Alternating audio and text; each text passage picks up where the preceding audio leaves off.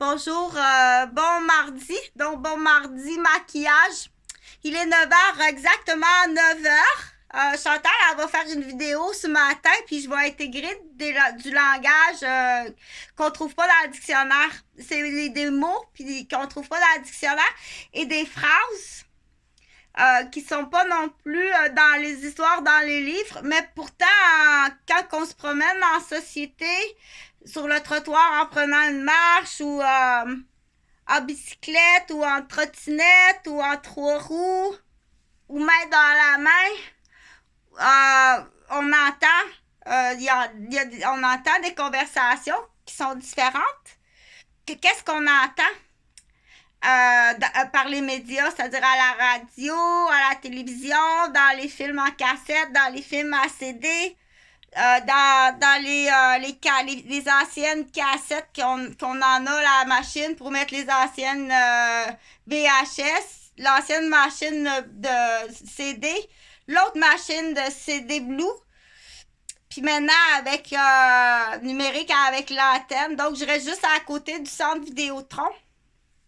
Je suis pas allée encore je suis pas allée encore au grand marché là, ça c'est donc c'est je vais bientôt je vais y aller parce que je travaille beaucoup je vais essayer de me céduler ça pour tiens le 21 janvier pour le week-end du 21 janvier qui est ma fête, je vais essayer d'y passer. Ben, tu sais, pour une infirmière, travailler à Noël pour jour de l'an, là, c'est pas si souffrant que ça. Mis à part quand on a des très jeunes enfants, oh non, c'est Noël, puis je travaille, j'ai des jeunes enfants, tu sais. Donc, on veut se laisser tomber. Ça tombe tout le temps parce qu'il y a un problème de soit de poitrine ou d'épaule, là, mais ça prend tout le temps ça prend des points pour ça. Donc, ça prend des points. Je vais les laisser tomber. Donc, la vidéo que je vais faire ce matin, je vais faire une vidéo sur les centres de la petite enfance familiale. Donc, je suis infirmière, retraitée. J'ai soit 55 ou 57 ans. Euh, je dois absolument parler d'un sujet, là, mais ça sera sur une autre vidéo, d'un autre sujet qui va être sur une autre vidéo. Fait que oui, il y a des objets comme ça que moi, je fonctionne comme ça. Je peux pas tout écrire parce que ça serait trop long. C'est de la vidéo improvisée, donc des fois, je la pratique un peu avant ou dans l'expression journaliste, je vais la vomir avant pour pas avoir l'air fâché durant la vidéo. Euh, pour pas se laisser emporter par des émotions tout à fait normales. C'est tout à fait normal d'être fâché. J'aime mieux l'ama fâché que l'ama qui pleure puis qui déboule. Donc, mais sauf que l'ama fâché, il doit trouver où se fâcher, quand se fâcher, puis de quelle façon se fâcher. Puis ça peut changer, là. C'est à 25 ans, t'allais au gym, tu faisais du kickboxing, mais là, t'es plus vieux, tu peux pas aller te défouler au gym, faut que tu trouves une autre façon. Mais ça, c'est pas gratuit. L'infirmière, c'est pas gratuit. C'est pas de ça que je veux parler. Je veux parler du centre de la petite enfance. Donc, il y a une série de questions pour avoir été ce qu'on appelle une très grande victime des centres de la petite enfance. Je vais fonctionner comme infirmière. Je vais émettre ce qu'on appelle une hypothèse. Donc, c'est un enfant qui est autiste. Puis ses parents veulent en faire un humoriste. Ça en est un. Mais il y en a d'autres enfants dans la garderie. Il y a d'autres familles qui ont d'autres raisons. Là. OK? Mais ici, il y en a une raison, là, puis c'est dans la plus débilitante, dans cette raison-là. Il y a un enfant qui est autistique, handicapé. Puis ses parents, ils aiment ça rire. Ils font rire. Donc, c'est un enfant de nanane. C'est un enfant à qui on donne des bonbons, comme j'ai expliqué sur d'autres vidéos. Il veut pas brosser ses dents. Sinon, il fait une crise. S'il veut jouer à la manette, sinon, il fait une crise. Donc, il est comique. Il en font quelque chose. Il aime ça rire. Puis, il est comique. À date, là, il est tout petit, puis il aime ça rire. Puis, les amis des parents, tout autour, ils aiment ça rire. Puis ça existe. Ils appellent ça... Ils sont en train de construire un humoriste. On l'appelle Laurent parce qu'il y a un humoriste qui s'appelle Laurent. Donc, ils veulent construire un humoriste avec leur Laurent. C'est bien important, leur Laurent, c'est important. T'as pas idée comment que leur Laurent, c'est important. Ils veulent faire un humoriste avec leur Laurent sur le dos de leur gardienne. C'est pas Jean-Marc Parent, faut pas, il est niaiseux, il retient à quelque part de gens de la famille, pas nécessairement. Pas nécessairement. Donc, c'est un peu le modèle de ce qu'on appelle. Comment ça s'appelle, lui? Il s'appelle Jean-Marc Parent. OK, donc, Jean-Marc Parent, c'est un humoriste du Québec qui a fait son premier spectacle. Pas en se moquant, c'est pas de la moquerie sur une personne handicapée en fauteuil roulant. Parce qu'il faut que tu y expliques. Les gens qui rient dans la salle, là, il y a plein de monde qui rit dans la salle. Faut que tu y expliques à Laurent. Il rit pas du monsieur qui est en fauteuil roulant. Lui, il pense que c'est ça qu'il pense. Qu'il faut rire du monsieur qui est en fauteuil roulant. Puis ses jokes à lui, c'est de faire des bobos pour faire rire les gens. Puis ses parents embarquent là-dedans. Ses parents, ils embarquent dans ça parce qu'ils voient rire leur enfant, puis ils sont contents de voir rire leur enfant. Puis ça aussi. Donc, je continue l'histoire, qui est un modèle de compréhension, que même les tout petits enfants, ils savent là, que Jean-Marc Parent, il se moque pas. Donc, il faut leur poser la question. Est-ce que Jean-Marc Parent, quand il fait son spectacle, un de ses premiers spectacles, qui était un excellent spectacle, il n'est pas en train de se moquer des gens en fauteuil roulant. Il se moque du gouvernement du Québec vis-à-vis les personnes handicapées, l'argent qui est mal dépensé au mauvais endroit, puis à quel point il rit de l'ingénieur aussi, que tu auras beau payer une rampe qui arrive comme ça. Quand tu arrives là, la porte, elle te revole en pleine face, puis tu peux pas te tasser avec ton fauteuil roulant. Là, le monde dans la salle, ça rit. Ça se peut pas. Mais Laurent, lui, il pense que tous les gens qui rient, aïe, ça fait rire ça, quelqu'un en fauteuil roulant qui reçoit une porte d'en face. Lui, c'est ça qu'il pense que c'est drôle. Il veut devenir humoriste. Et là, ça fait deux fois que je répète ça parce que, mais eux autres, parce qu'en même temps, on fait l'été haïtien, là, avec, pour ceux qui ont l'oreille médicale, là, je fais une base, là, pour l'été haïtien avec Joe Dassin. Oui, ça rime. Oh, il y a du changement, hein? Chantal, t'as mis ton papier, j'ai mis mon papier que j'ai acheté au Dollarama, là, super, là. Donc, on dit des fois avec pas beaucoup d'argent. Hein. Mais je vais continuer mon histoire avec Laurent, là. Donc, Laurent, il veut devenir humoriste en faisant mal aux gens, en faisant bobo aux gens. Pardon. Donc, il fait mal aux gens. Lui, il rit. Puis, il y a des gens, il y a du monde. C'est-à-dire qu'il trouve des Laurent puis des Laurence, comme lui. Il y a un groupe de Laurent puis de Laurence qui rit comme ça se peut pas, qui sont comme lui. OK? Qui font mal aux gens. Puis c'est très drôle. Puis ça s'aperçoit en plus que c'est payant. Là, je pense que vous avez compris, là, avec Jean-Marc Parent, c'est un spectacle qui fait rire, qui est une parodie du politique, de la santé, de l'ingénierie. Donc, il parle là il parle d'un peu de tout là, qui a aucun bon sens, comment c'est fait, comment c'est mal pensé là. Donc, ça, t'as compris. OK, bravo. Il y a quelque chose à débrancher, ça. Parce que, à partir de là, ce que je voulais enchaîner avec le centre de la petite enfance. Donc, moi, je suis une infirmière, OK? Ça, c'est vrai. Je suis infirmière, je suis retraitée. Puis, j'ai eu aussi trois maisons, 3 services de garde, dont la maison, la bâtisse, j'en étais propriétaire. Là, j'ai une petite porte de sortie pour quelqu'un. Il y a une de mes clientes qui pensait que c'était le bâtiment de la ville. C'est pas le bâtiment de la ville. C'est à moi, ça. C'est ma maison. C'est pas le bâtiment de la ville. OK? D'où pourquoi, là, elle va débarquer du groupe. Tu débarques du groupe et tu le déclares. Elle dit quoi? Elle a demandé au bureau du CPE. Elle dit mettez pas mon enfant dans un service familial. Sa fille, elle est surdouée. Elle est une vraie torpille. Elle dit mettez pas ma fille dans un service de garde. Ça lui prend en installation.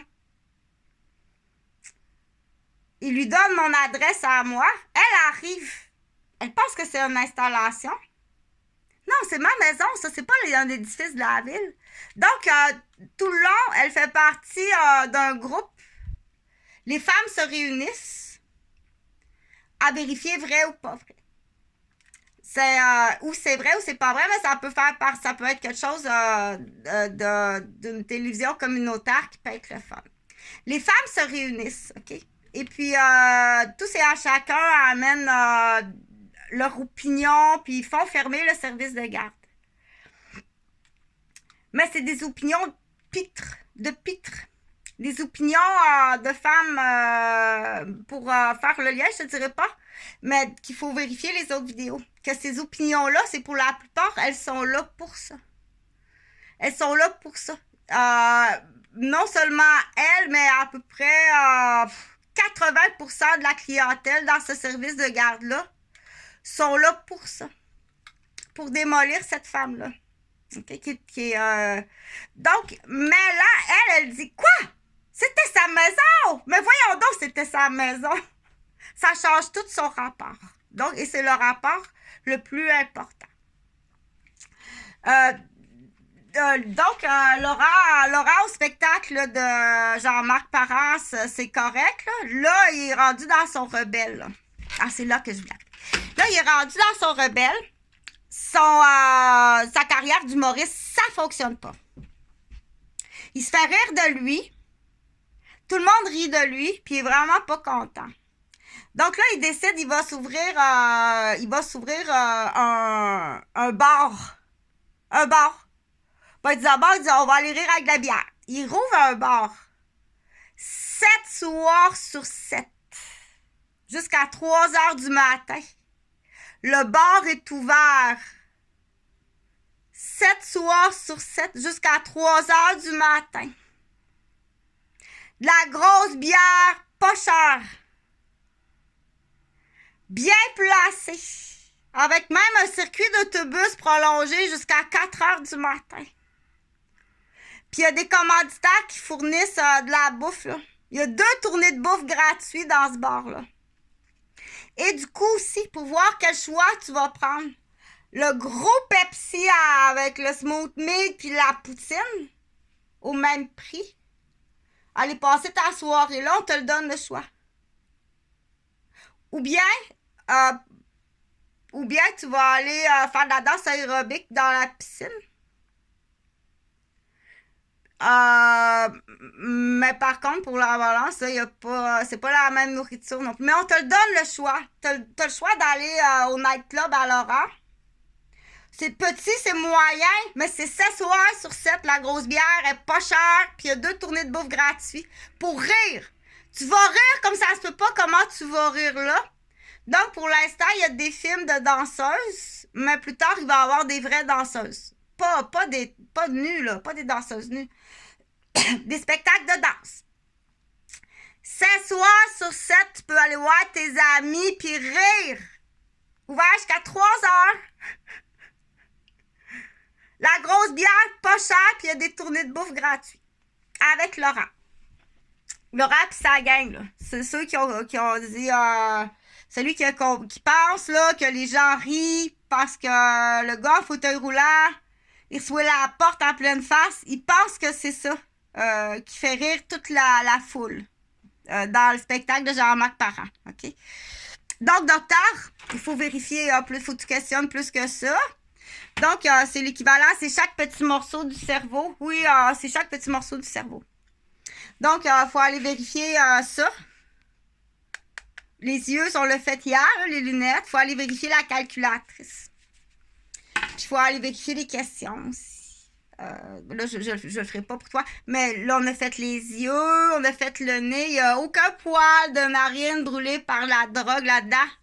C'est poilu. Il n'y a rien. Tout est correct dans le nez. OK? Il n'y a jamais eu de consommation de drogue. J'ai jamais pris de drogue. J'ai jamais non plus fait... donc, c'est à l'intérieur de mon service de garde, c'est à l'intérieur de mes fonctions d'infirmière. Tu dois payer. Impliquer à ça la police. Oui, je suis prise en otage. Fais-les pareil. Fais-les pareil, je vais me défendre. Donc, je vais finir la vidéo pour parler des jeux grandeur nature, là. Ça existe, ils appellent ça des jeux grandeur nature. On connaît le paintball, là. Ceux qui jouent au paintball dans le bois, là, en Mascouche, il y en a un, paintball. Donc, mais il y a des groupes, bien sûr, c'est illégal. Ça fait partie de la loterie humaine. Il y a des groupes qui font des grandeurs nature, mais il y a différents jeux, là. C'est comme si tu arrives dans quel dictionnaire? Quel dictionnaire, tu sais?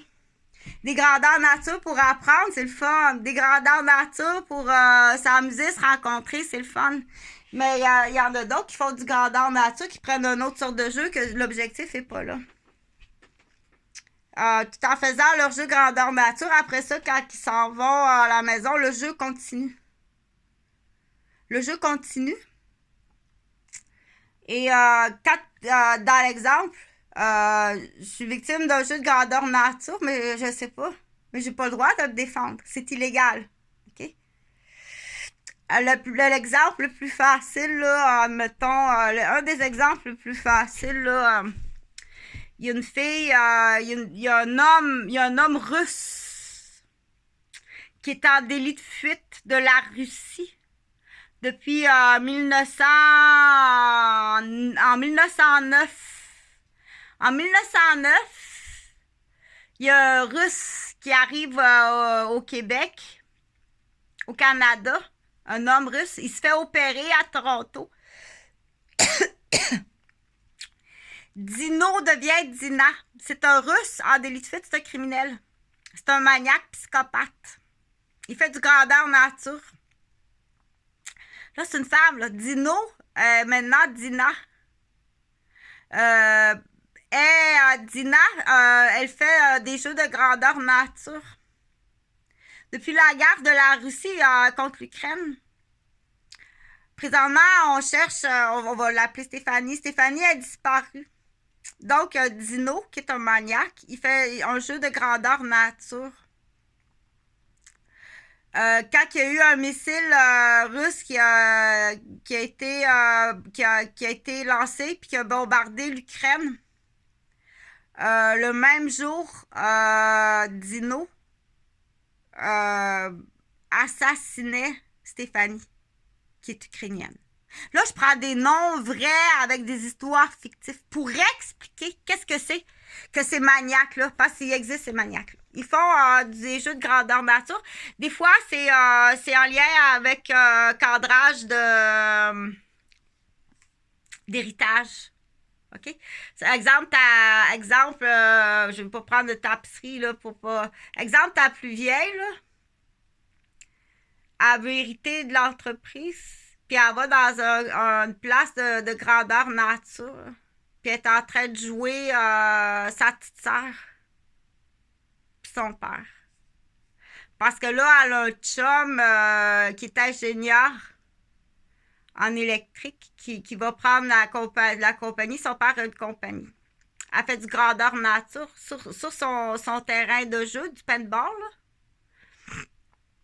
Mais quand elle arrive comme ça dans la vraie vie, elle organise le décès de son père pour être héritière, puis elle organise le décès de sa sœur pour être héritière. Puis quand on sait, mais tu peux pas jouer. On peut pas jouer. Qu'est-ce qu'on doit faire dans ce temps-là? Appelle pas la police, c'est sûr, parce que la plupart des compagnons du jeu de paintball, oui, la plupart sont des policiers ou des anciens policiers. La plupart sont en lien avec une équipe complète d'un poste de police. La plupart. Bonjour. Donc, je peux pas, du coup, donc on fait appel au médecin, le docteur réveille, OK? Il faut vraiment, c'est le médecin compétent. Peut-être pas nécessairement, même si c'était pas à vérifier, si tu fais pas partie de l'Ordre des médecins du Québec, mais t'es médecin. Quels sont tes droits au sol du Québec par légitime défense pour protéger? Qu'est-ce que tu as le droit de faire? Vérifie, fouille tes droits, puis applique-les quand l'enquête est faite. Parce qu'on peut pas se faire justice soi-même. OK? Sauf que il peut y avoir une enquête par légitime défense. Genre, la petite sœur, elle sait, là. La petite sœur, elle sait que sa grande sœur a fait de la joute humaine sur elle, là, par légitime défense, avec preuve. Mais elle peut pas faire ça tout seul. Ça prend toute une équipe d'enquêteurs autour de toi. De elle. Par légitime défense, ça fait 3 fois que sa grande sœur, elle essaie de tuer la petite sœur. Par légitime défense. Mais ça lui prend, à ce moment-là, c'est juste quand que faut que ce soit avec des professionnels. C'est-à-dire que si jamais ça se reproduit avec preuve par légitime défense, là, tu as le droit au moment même de te défendre. Moi, c'est pas ça que je dis. OK, moi, je suis comme une journaliste. Je suis comme une journaliste qui te dit qu'il y a des choses que tu as le droit de faire, puis il y a des choses que tu n'as pas le droit de faire. Puis il y a des âges, entre tel âge et tel âge, tu as le droit, entre tel âge et tel âge, tu n'as plus le droit de faire ça. Donc, le droit, là, c'est compliqué, le droit. Quelqu'un qui veut perdre ou quelqu'un qui veut gagner, c'est pour ça qu'il y a des trucs qu'on dit, tu veux-tu, on va y aller voir monsieur le juge. Dans les ententes, là, la liste de noms, je la nommerai pas, là. Si on va au palais de justice devant monsieur le juge, à tous les jours, tu as des chefs d'accusation supplémentaires sur toi parce qu'ils font de la loterie humaine sur moi. Si on va devant monsieur le juge, le pédigree, le pédigree de ta famille, la réputation de ta famille pour le futur. Tu t'en vas en prison, c'est sûr que tu t'en vas en prison. Même si je me retrouve en fauteuil roulant, même si je suis dans le coma, tu t'en vas quand même en prison, ça ne change rien à ta peine à toi. Ce que ça change, c'est le pedigree que tu vas laisser parce que dire OK, hey, OK, tu sais, dans la vengeance, on appelle ça dans la vengeance du bœuf. C'est pas un bœuf de traite, celui-là. C'est un bœuf de labour. Le bœuf de traite, c'est pas le bœuf de labour. Le bœuf qui laboure. Ou pire que ça, là, il y a différentes sortes de bœufs là, pour faire un peu de coq d'or dans le fond. Là. Il veut se venger du fermier. Hé! Prends ton fusil dans ce temps-là, puis tu y mets une balle entre les deux yeux à ce bœuf-là. Là. Il est rendu trop vieux, le il peut, avant qu'il donne un coup de sabot sur la tête de son fils, tu y mets une balle entre les deux à cet animal-là. Quand l'animal est en train de tuer le propriétaire de la ferme, c'est une ferme qui vaut 4 millions, là. Laisse pas ton bœuf te tuer. Arrive pas, toi, la protection des animaux. Vous avez tué votre bœuf! On va vous mettre en prison! Donc, tu veux-tu y aller en prison? C'est sûr que si tu as fait autre chose ailleurs à quelqu'un d'autre, tu vas y aller en prison, mais il faut que tu payes. Demain, ça va te coûter plus cher. Puis, tu vas aller plus longtemps en prison, puis le pedigree que tu laisses à tes garçons ou à tes filles va être encore plus sale, plus dégueulasse. Donc, tu as bien dit, c'est bien ce que tu as dit, là. C'est bien ce que tu as dit que ton père, c'est un incestueux.